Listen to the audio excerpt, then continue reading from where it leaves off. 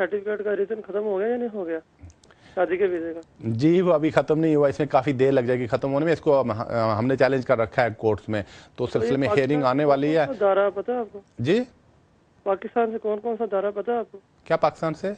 दायरा ये हाँ कहाँ से आप? सर्टिफिकेट किधर से पास करना होता है? ज़्यादा बेहतर बात किसी पूछें आइल्स कहाँ से होता है, तो अगर आप आइल्स कर लेते हैं वो वहाँ से सफिशिएंट है पाकिस्तान से। कॉल का शुक्रिया। नाज़रीन देखते हैं हमारे अगले कॉलर कौन है। जी फरमाइए। जी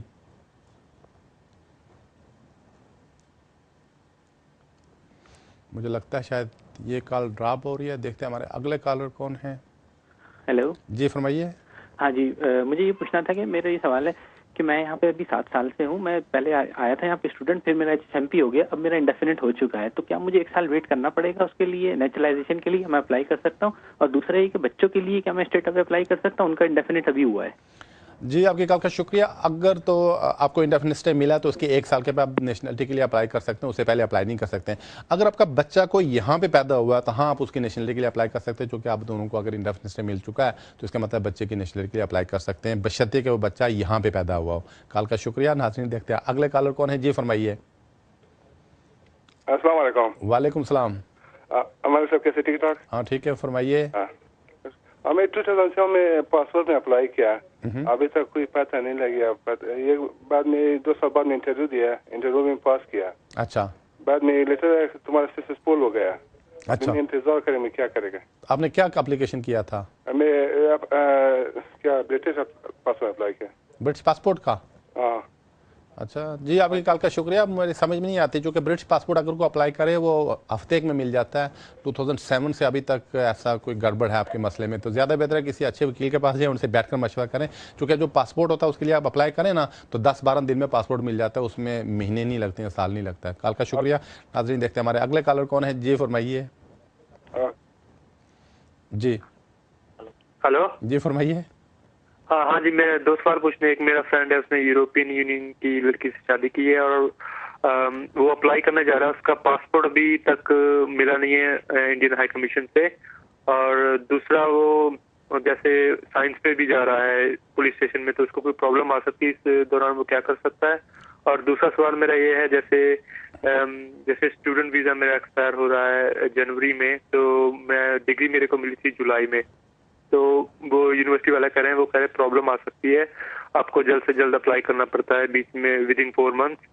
तो मेरे जैसे जब मैं अप्लाई करूंगा तो 6 महीने हो जाएंगे डिग्री पूरी को, तो इसमें कोई प्रॉब्लम आ सकती है कि नहीं? जी जहाँ तक आपके सवाल का ताल्लुक है, नहीं आपको कोई प्रॉब्लम नहीं आ सकती। आप वीज़ा खत्म होने से पहली एनी टाइम अप्लाई कर सकते हैं पोस्टरी वर्क के लिए। स्कीम में अप्रैल में खत्म हो रही है, अगर आपका वीज़ा जनवरी में खत्म हो रहा है तो उससे पहले एनी टाइम एप्लीकेशन कर सकते हैं।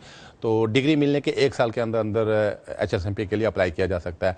तो जहाँ तक आपके फ्रेंड का ताल्लुक है, तो अगर उसने शादी रजिस्टर्ड कर लिया और उसके पास पासपोर्ट नहीं है तो पासपोर्ट के बगैर भी एप्लीकेशन कर सकता है, लेकिन उसको UK बॉर्डर एजेंसी वालों को थोड़ी एक्सप्लेनेशन देनी पड़ेगी कि उसने पासपोर्ट उसके पास क्यों नहीं है और कब तक उनको पासपोर्ट देगा, तो उसके बगैर भी अप्लाई कर सकता है। कॉल का शुक्रिया। नाज़रीन देखते हैं अगले कॉलर कौन है। जी फरमाइए। जी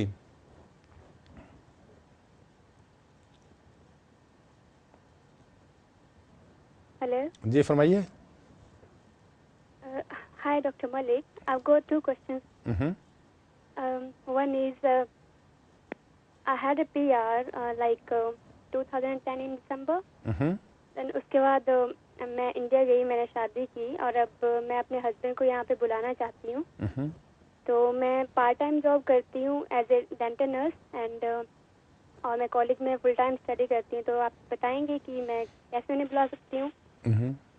जी आपकी कॉल का शुक्रिया। नहीं उसको ज़्यादा चांस नहीं लगते हैं, क्योंकि उसमें शर्त यह है कि आप इस काबिल हों कि अपने आप को और अपने हस्बैंड को मेंटेन और अकोमोडेट कर सकें। चूँकि आपकी पार्ट टाइम जॉब है तो मुझे नहीं लगता कि इसके ज़्यादा चांसेस हैं। उसको अगर अप्लाई करेंगे तो ना कर देंगे, तो ज़्यादा बेहतर है कहीं फुल टाइम जॉब कर लें। अगर फुल टाइम जॉब करें उसके बाद ही उनको अप्लाई कर सकेंगी। कॉल का शुक्रिया।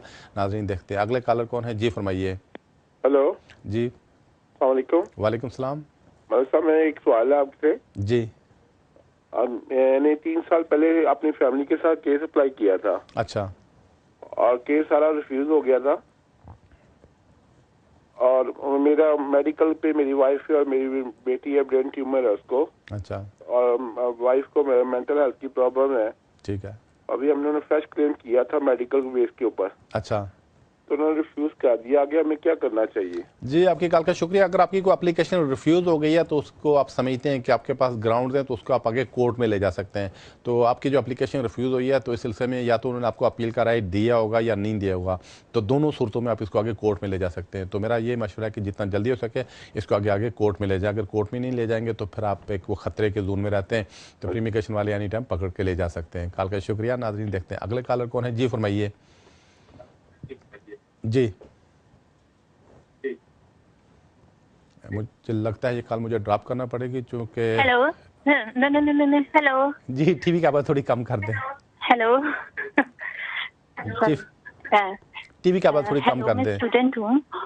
अब टीवी की आवाज़ कम करेंगे, वो असल में एको हो रहा है।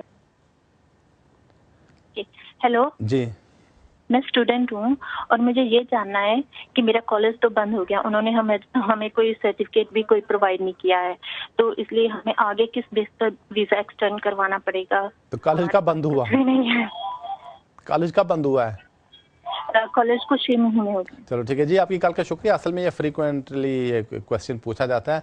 तो मसला ये है कि अगर तो आपका कॉलेज बंद हो जाता है तो इमिग्रेशन रूल्स ये कहते हैं कि जिस दिन आपका कॉलेज बंद हो जाए उससे 2 महीने के अंदर अंदर आप नए कॉलेज में एडमिशन लेकर होम ऑफिस को इन्फॉर्म कर दें। तो कोर्स आप चेंज नहीं कर सकते। अगर कोर्स चेंज किया तो फिर आपको नया वीज़ा लेना पड़ेगा। तो अगर आपका वही कोर्स आप किसी और कॉलेज में कंटिन्यू रखते हैं तो फिर आपको वीज़ा नया लेने की ज़रूरत नहीं, सिर्फ होम ऑफिस को बताना पड़ेगा कि आपने नए कॉलेज में एडमिशन ले लिया। तो अगर आपका कॉलेज अभी बंद हुआ है तो मेरा आपको ये मशवरा है कि जितना जल्दी हो सके नए कॉलेज में उसी कोर्स में एडमिशन लेकर होम ऑफिस को इन्फॉर्म कर दें। कॉल का शुक्रिया। नाज़रीन, देखते हैं अगले कॉलर कौन है। जी फरमाइए। जी, मुझे लगता है शायद ये कॉल ड्रॉप हो रही है। देखते हैं हमारे अगले कॉलर कौन है। जी फरमाइए। हेलो जी जी, वकील साहब, मेरी बात आवाज आ रही है आपको? जी, बिल्कुल आ रही है। हाँ जी, मुझे आपसे ये पूछना था कि मैंने इंडेफिनेट स्टे के लिए अप्लाई किया हुआ है। अच्छा। और ऑलमोस्ट 4 महीने गुजर चुके हैं इस बात को। ठीक है। मुझे कुछ 2 के 3 वीक पहले उन्होंने एक एक्नॉलेजमेंट का लेटर भेजा है कि हाँ जी आपका केस हमारे पास है और बस।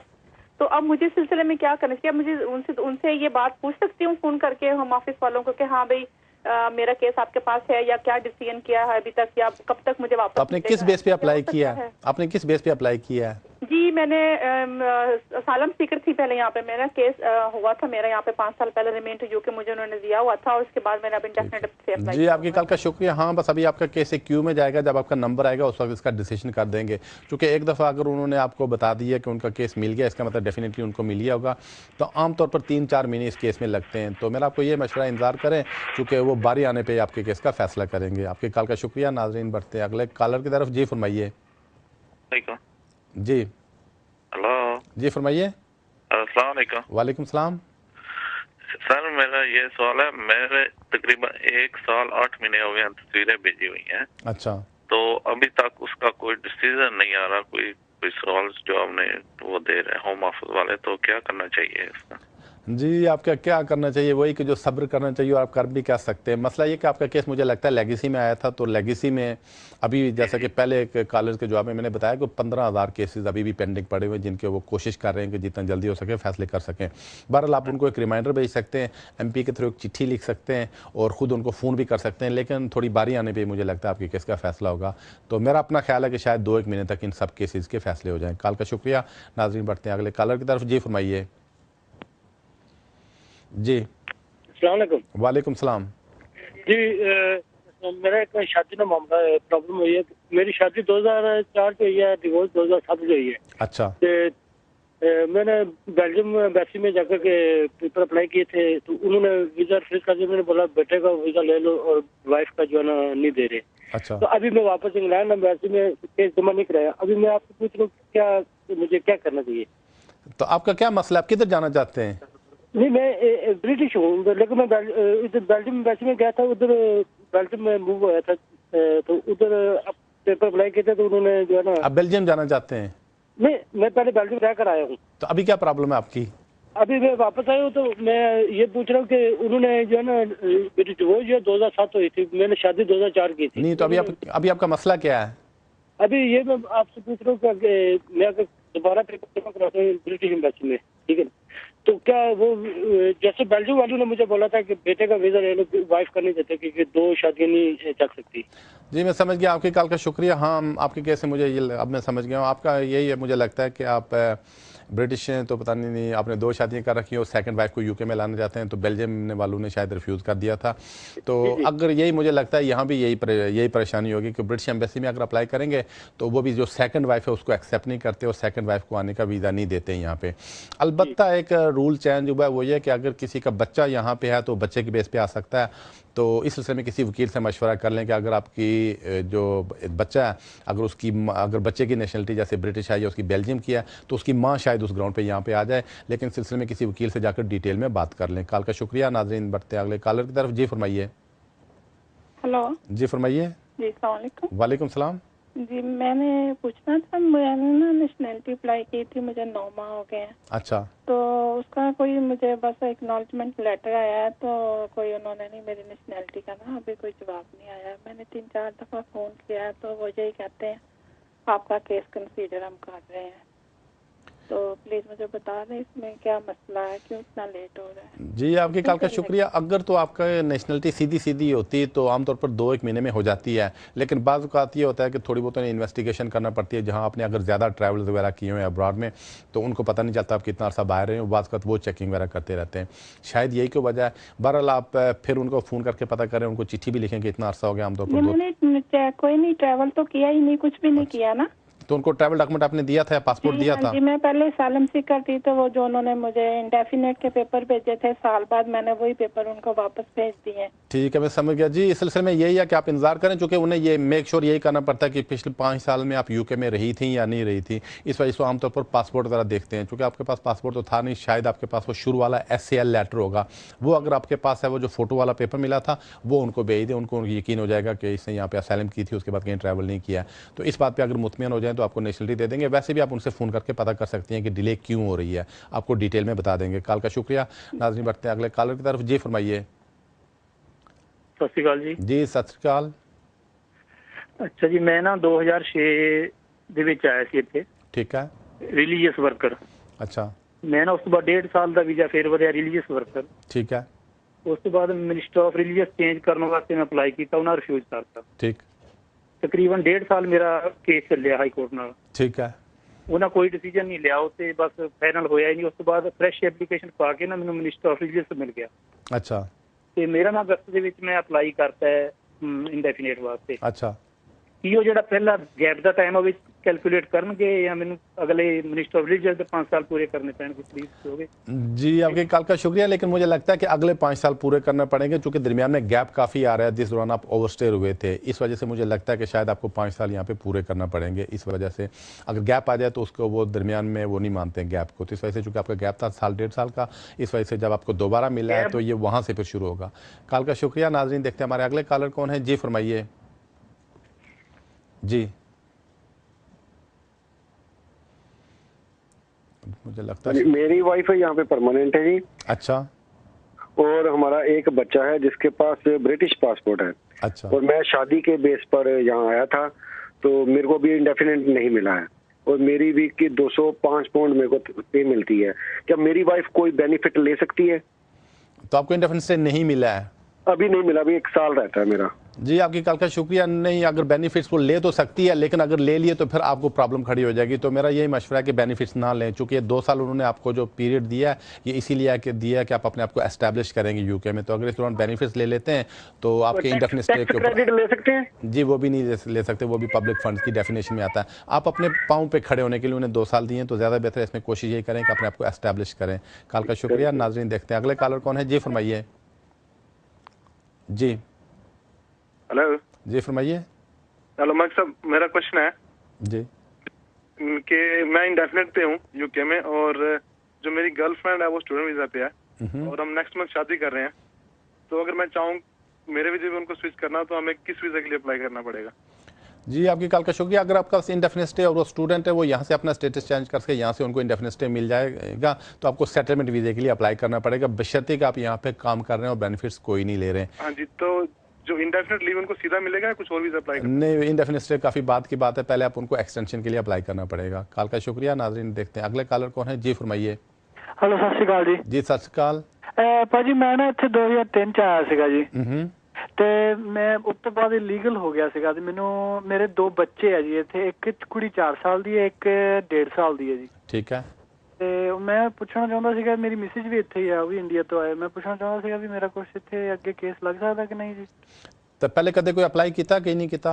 ਕੋਈ ਅਪਲਾਈ ਨਹੀਂ ਕੀਤਾ ਜੀ ਮੈਂ ਕਦੇ ਅਪਲਾਈ ਨਹੀਂ ਕੀਤਾ? नहीं जी, मैं ਜਦੋਂ ਦਾ आया उਦੋਂ ਦਾ मैं इंश्योरेंस नंबर पे काम करता हूं, बकायदा मैं टैक्स पे करता हूं। ठीक है जी, आपकी कॉल का शुक्रिया। असल में गलती आपसे ये हुई है कि आपने कुछ अप्लाई नहीं किया। अगर 2003 में अप्लाई किया होता तो मुझे यकीन अब तक आपको इंडेफिनिट स्टे मिल गया होता या मिलने वाला होता। तो बहरहाल आपने अप्लाई कर देना चाहिए था। बहरहाल अगर आप अभी भी यहाँ पे आपके 2 बच्चे हैं, वाइफ भी इधर रह रही है और 2003 से रहें, तो आप ह्यूमन राइट्स में एप्लीकेशन कर सकते हैं। तो किसी अच्छे वकील को जाकर मिलें और ये अप्लाई कर दें। कॉल का शुक्रिया। नाज़रीन देखते हैं अगले कॉलर कौन है। जी फरमाइए। नाज़रीन इसके साथ ही मुझे बताया गया कि टाइम हुआ एक छोटी सी कमर्शियल ब्रेक का। आप टीवी देखते रहिएगा, चंद ही मिनट में आपसे फिर मुलाकात होती है।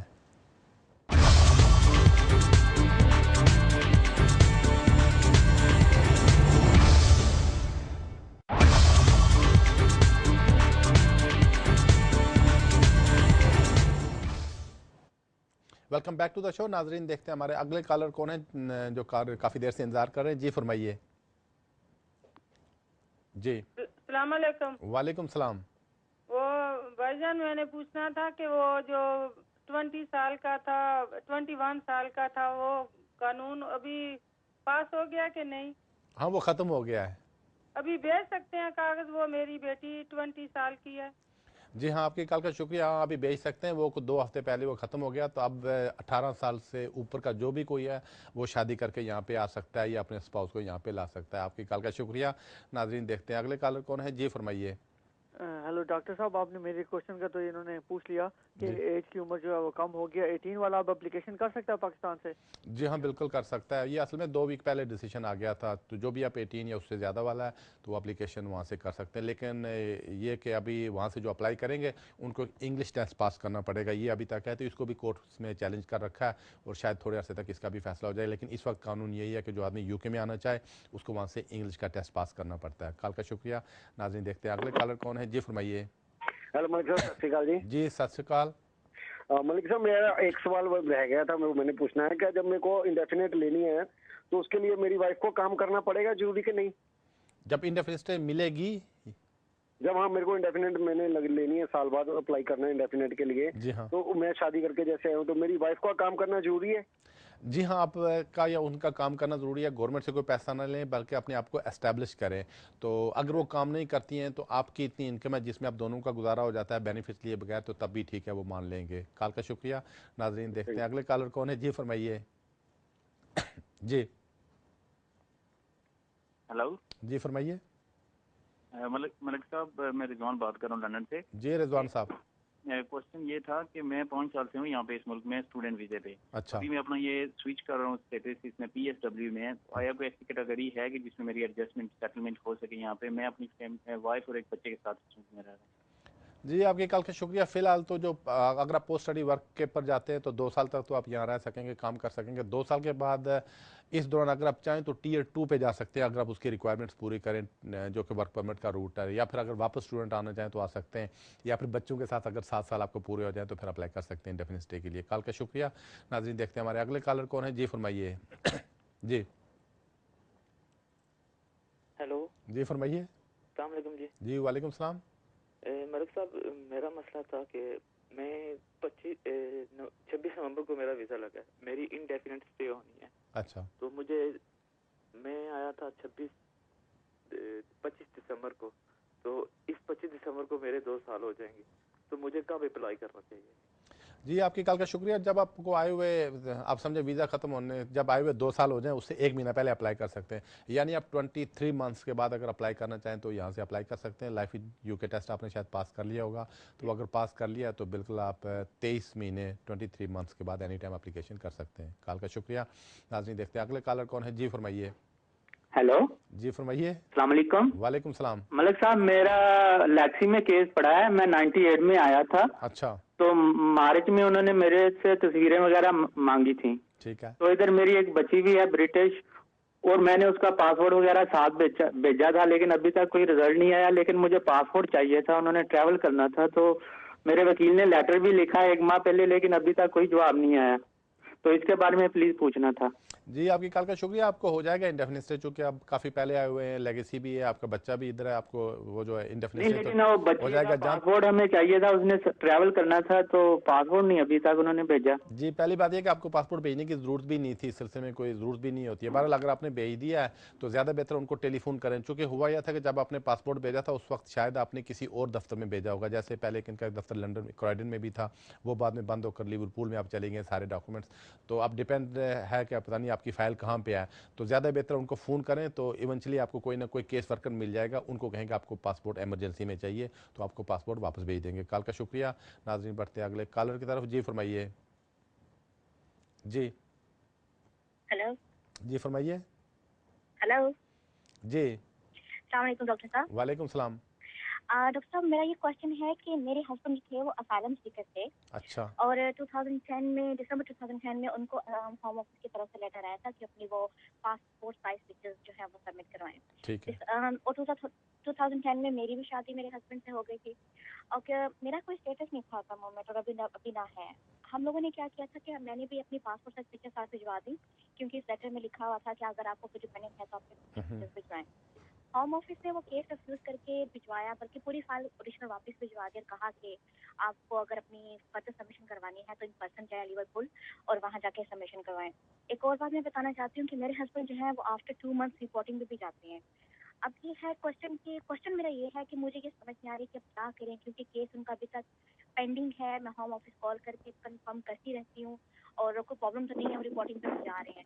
अब मुझे समझ नहीं आ रही कि क्या मैं अपना केस विड्रॉ करवा लूँ वहाँ से, या ऐसे जैसे चल रहा है चलते रहने दूँ और वेट करें 3 दिन। जी आपकी कॉल का शुक्रिया। असल में शायद उनका हो गया होता अगर आपने अपने आप को उसमें इन्वॉल्व नहीं किया होता, क्योंकि जो लेगेसी उन लोगों के लिए थी जिन्होंने 2007 से पहले कभी असाइलम क्लेम की, आपके हस्बैंड ने तो की थी, वो उसमें आते थे, उनको तो स्टे हो जाता, लेकिन दरमियान में जो आपने डॉक्यूमेंट सबमिट किए, इस वजह से उनका केस और ज़्यादा कॉम्प्लिकेटेड हो गया कि एक आदमी एक तो लेगेसी में इधर रह रहा है, ऊपर से शादी भी कर रखी है, और जिस आदमी से शादी कर रखी है, जिन आदमी के साथ रहता है, उनका यहाँ पे कोई रेगुलाइज उनका कोई स्टे यहाँ पे नहीं है। ये 3-4 चीज़ें इमिग्रेशन वाले कंसिडर करते हैं। तो बहरहाल अगर उन्हीं के पे आपने रहना था तो आपको बहुत पहले या आपका स्टे हो जाना था या होने वाला था। बहरहाल अब मेरा आपको यही मशवरा है कि जो उनका केस है तो उसका तो इंतजार करें, देखें लेगेसी में क्या फैसला होता है, लेकिन अपना जितना जल्दी हो सके होम ऑफिस को रेगुलाइज करने की कोशिश करें, क्योंकि अब आप उनके नोटिस में आ चुके हैं, तो ऐसा ना हो कहीं आपकी तलाश करने आपके घर पे आ जाएं, क्योंकि लोग इसी गलतफहमी में ऐसी खुशफहमी में आमतौर पर मारे जाते हैं। तो ज़्यादा बेहतर आप अपना स्टे रेगुलाइज कराएं और उनके लेगेसी के केस का इंतजार करें। कॉल का शुक्रिया।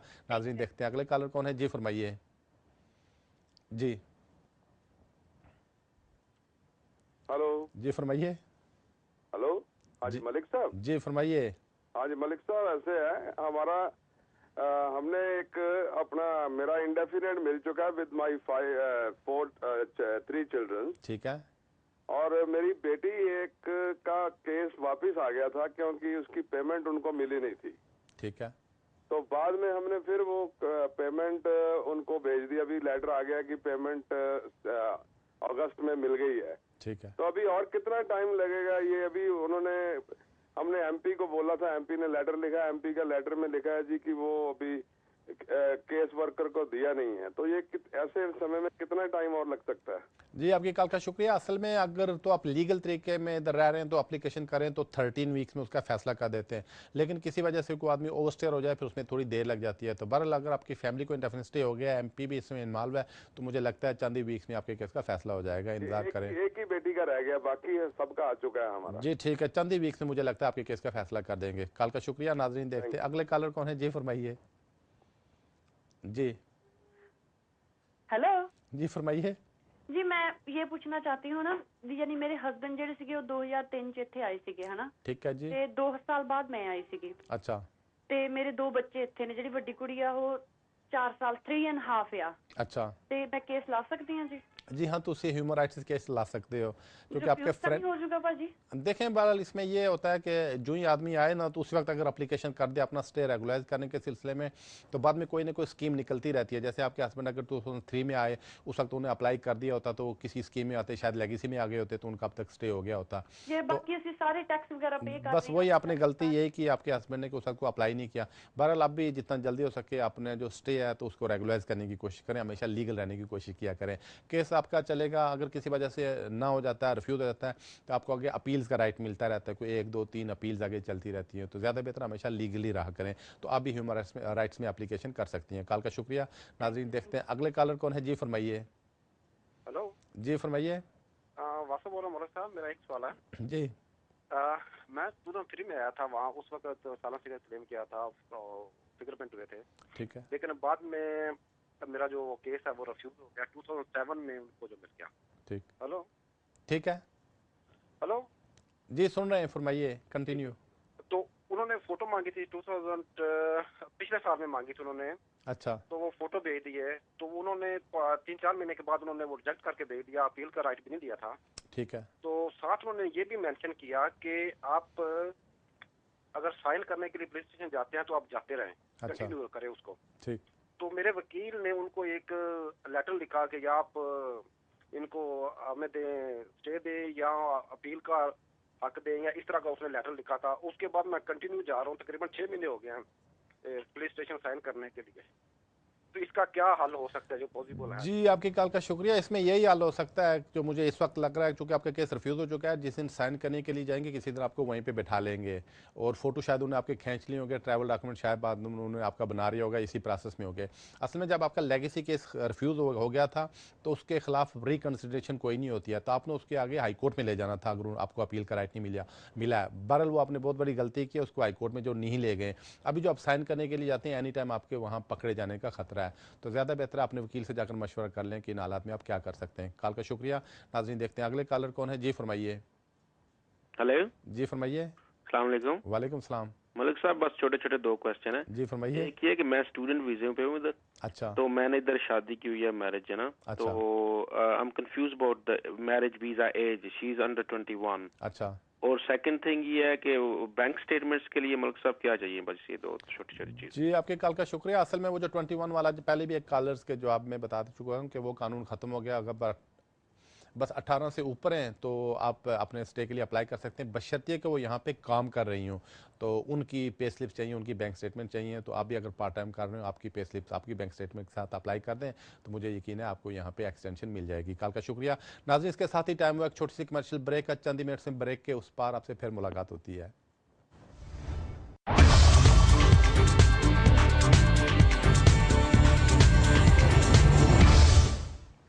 Welcome back to the show. नाजरीन हम कॉल का सिलसिला वहीं से शुरू करते हैं जहां ब्रेक से पहले मुनक़ता हुआ था। देखते हैं हमारे अगले कॉलर कौन है। जी फरमाइए। Good afternoon doctor Malik. जी गुड आफ्टरनून।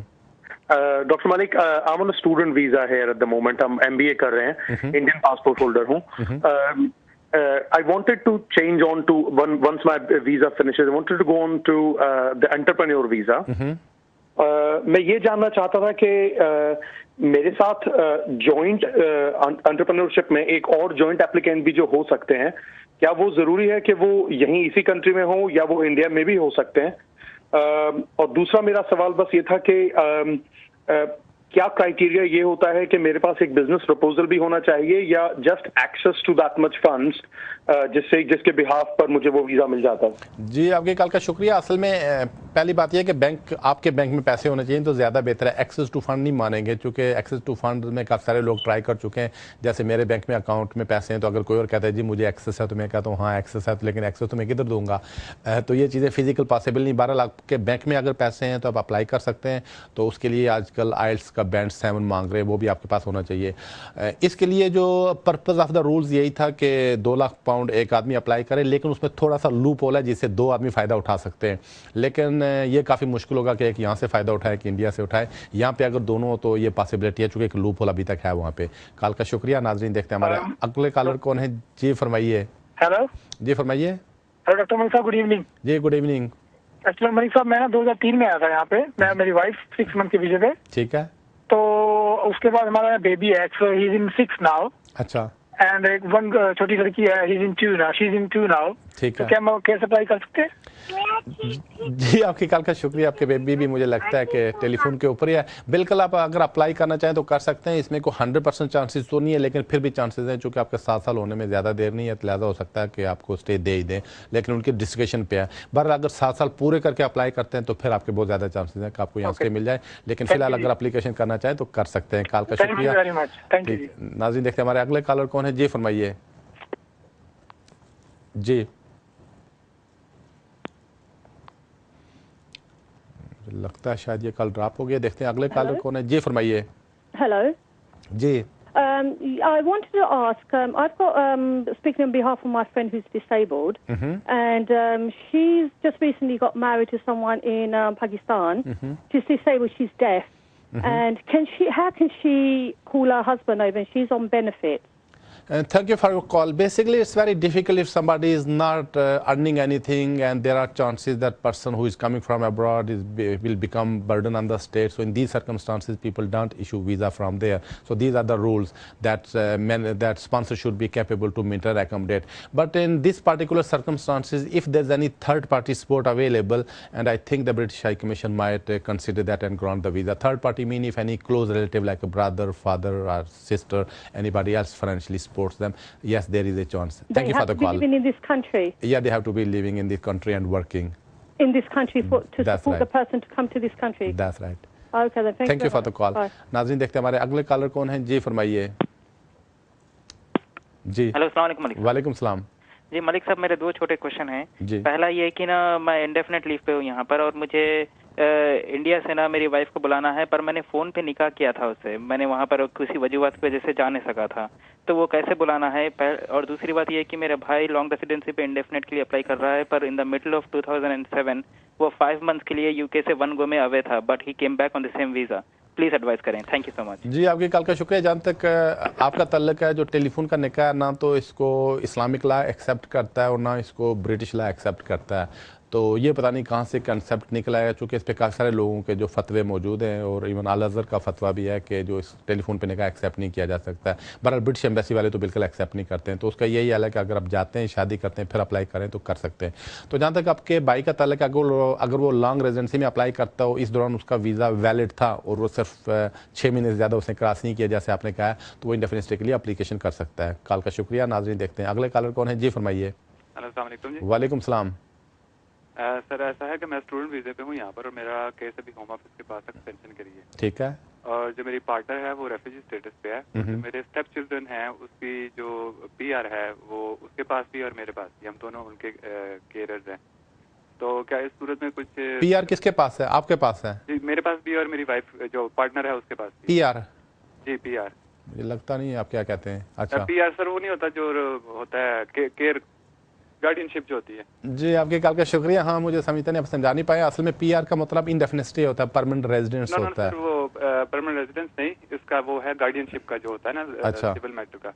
ठीक तो वो है, तो अगर मेरा वो होम ऑफिस रिफ्यूज करता है अगर केस, तो मेरा स्टेटस क्या होगा? उसके बाद कुछ परमानेंट रेजिडेंसी का कुछ बन सकता है? जी आपकी कॉल का शुक्रिया। असल में अगर आप यहाँ पे स्टूडेंट वीज़े पे हैं, अगर आपकी शादी किसी ब्रिटिश नेशनल से हो जाती है या इंडेफिनिट स्टे वाले से हो जाती है, फिर तो उसमें 99% चांसेस है कि आपको स्टे मिल जाता है, बशर्ते कि वो आदमी बेनिफिट्स के ऊपर ना हो और काम कर रहा हो, अपने आप को मेंटेन और अकोमोडेट कर रहा हो। लेकिन अगर आपकी शादी किसी ऐसे आदमी से होती है जो कि जैसे आपके सर्कमस्टांसेस हैं कि अगर बच्चे भी आपके पास हैं, पता नहीं बच्चे आपके हैं या कि उनके बच्चे, अगर आपके स्टब्स हैं तो आपने अपना नाम उधर लिखवाया है, तो वो शायद उस पर ज़्यादा बिलीव नहीं करें।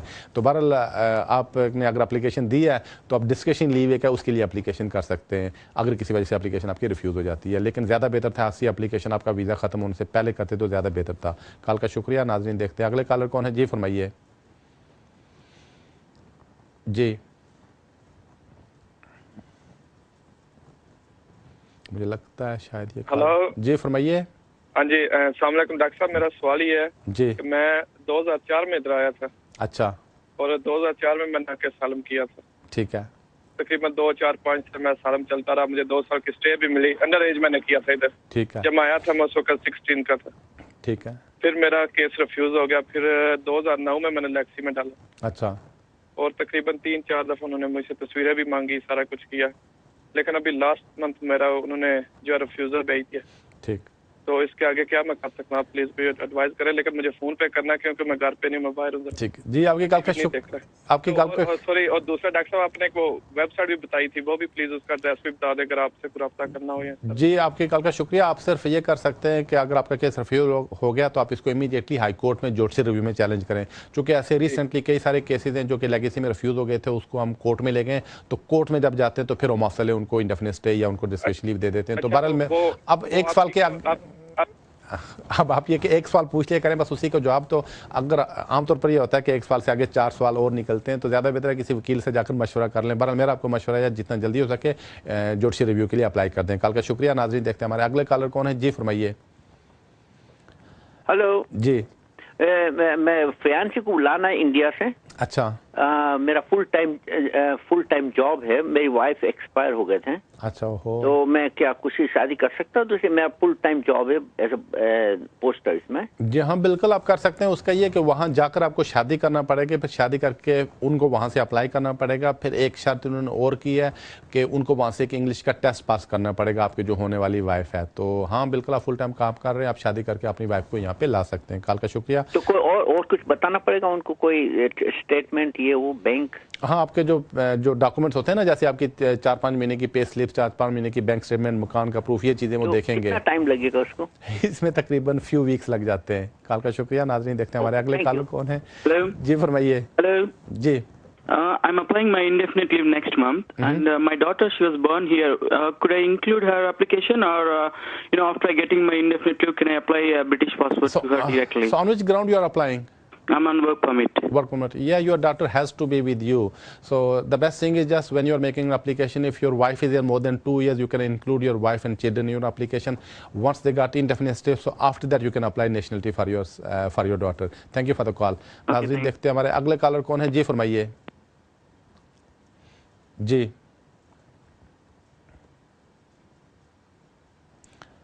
नाज़रीन, इसके साथ ही मुझे बताया गया कि 1 घंटे का वक्त था, बड़ी तेज़ी के साथ गुजर गया। बेशुमार कॉलर्स अभी भी लाइन्स के ऊपर हैं, लेकिन क्या करें, वक्त की किल्लत होती है, वक्त की मजबूरियत है। लेकिन हमारी कोशिश होती है कि जितनी ज़्यादा कॉल्स ले सकें लें। ये बहुत ही पॉपुलर प्रोग्राम है, इसमें आपकी दिलचस्पी है, यही वजह कि इसको पॉपुलर बनाती है। तो बहरहाल अगर आपकी कॉल्स नहीं मिल सकी तो अगले संडे की सह पैर 5 बजे में यहीं होगा। उस वक्त तक के लिए मुझे इजाज़त दीजिए। रब रखा।